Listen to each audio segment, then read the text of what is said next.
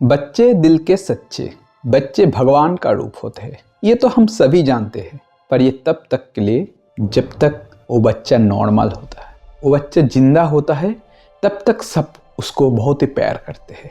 पर क्या हो अगर कोई बच्चा पैरानॉर्मल आ जाए, जो नॉर्मल बच्चों की तरह हंसना खेलना नहीं चाहते, वो आपके जान के पीछे हाथ धो के पड़े रहते हैं।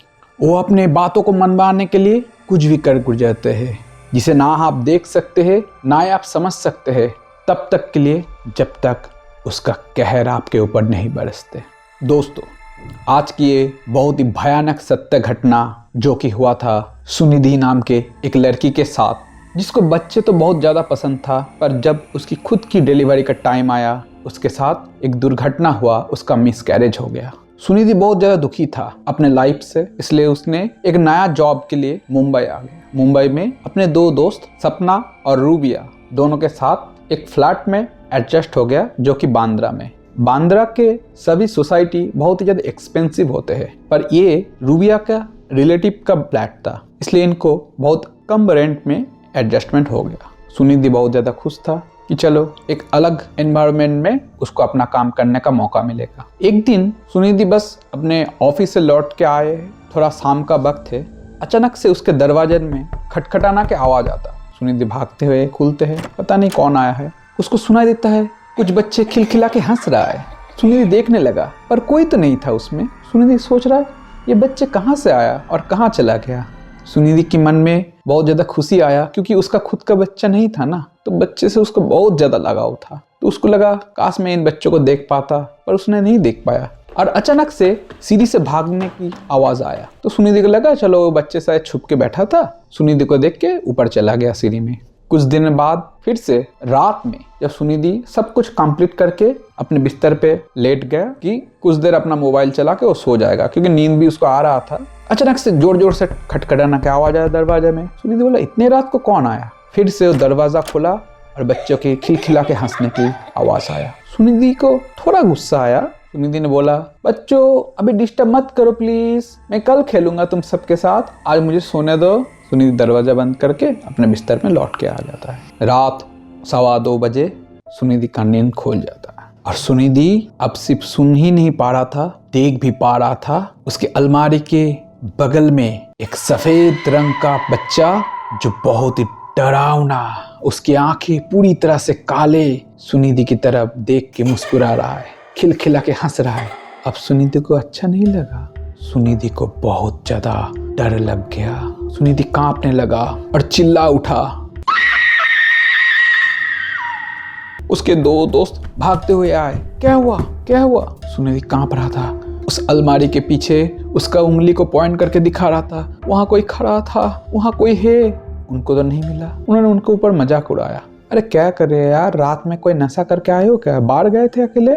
तुम्हारे साथ जो भी ट्रेजेडी हुआ है ना, उसके बाद से तुम ऐसे ही करने शुरू हो गए, इतने ज्यादा मत सोचो उस घटना के बारे में, सो जाओ सो जाओ। ऐसे करके उसको सुला दिया कि चलो, उनको पता था कि इसके साथ जो एक दुर्घटना हुआ है, एक एक्सीडेंट हुआ है, उसके साथ शायद कोई मेंटल प्रेशर होगा, मेंटल ट्रॉमा है, जिसका कारण उसको ऐसे एक बच्चा दिख गया। ये नॉर्मल है, सबको लगेगा कोई साइकोलॉजिकल प्रॉब्लम हो रहा है, कुछ हो रहा है। ऐसे ही उनके साथ ट्रॉमा हुआ था, पर ये तो नॉर्मल नहीं था, ये पैरानॉर्मल था, क्योंकि अब सुनिधि का जीवन नरक बनने वाला था। कुछ ही दिन बाद सुनिधि दोपहर का समय था, उस दिन उसका ऑफिस में छुट्टी था, वो नहाने गया। थोड़ा ठंड का मौसम था, सुनिधि ने एक टेम्परेचर मिनिमम सेट करके नहाने चला गया। कुछ देर बाद उसके बाथटब से पानी निकल के दरवाजे बाहर आ रहा था। उनके दो दोस्त देख के डर के मारे सहम गया कि उस पानी से धुआं निकल रहा है, मतलब इतना गर्म पानी। पर सुनिधि ने तो एक नॉर्मल टेम्परेचर सेट करके गया था। उन्होंने दरवाजा को जोर जोर से धक्का मार के दरवाजा खोल के देखा, सुनिधि नीचे बैठे खिलखिला के हंस रहा है, चारों तरफ पानी बह रहा है, एक कॉर्नर में उंगली को पॉइंट करके दिखा रहा है, अब मैं तुम्हारे साथ खेलूंगा, मेरे बारी है, अब मैं तुम्हारे साथ खेलूंगा। पूरा सुनिधि एकदम पागलों के जैसे बर्ताव कर रहा है। ये हो क्या रहा है, इतनी गर्म पानी में उसका पूरा शरीर लाल हो गया है, उसका शरीर फूल गया है, और ये हंस रहा है इतने जोर जोर से। उन्होंने जल्दी से जल्दी सबको बुलाया, गार्ड को बुलाया, एम्बुलेंस आया, सुनिधि को पास के अच्छे से हॉस्पिटल में उसको भर्ती किया गया। सब लोग हैरान हो गया कि सुनिधि अभी भी हंस रहा है, मेंटल ट्रॉमा हो चुका है सुनिधि को। डॉक्टर बोल रहा है ये तो पूरा साइकोलॉजिकल केस है, पर फिर भी सुनिधि का ट्रीटमेंट चल रहा था। जब भी सुनिधि को होश आता है, सुनिधि उठ के बैठ जाता है और चिल्लाने लगते, हंसने लगते, खिलखिलाने लगते कि अब मैं तुम सबके साथ खेलूंगा, तुमने मेरे साथ खेला है ना, अब मैं तुम्हारे साथ खेलूंगा।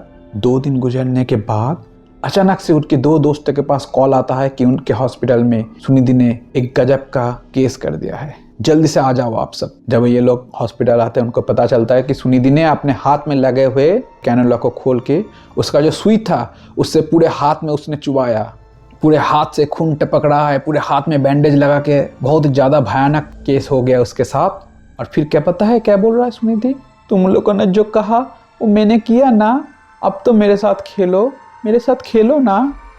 ये देख के सुनिधि का वो रूप देख के ये 2 दोस्त डर के मारे सहम गया कि क्या था और क्या हो गया सुनिधि की फैमिली को पूरा खबर दिया गया है सुनिधि के बारे में, सब लोग आ चुके हैं उसके परिवार से। उसके माँ तो बहुत ज़्यादा रोने लगा कि मेरे बेटी के साथ क्या हो गया ये।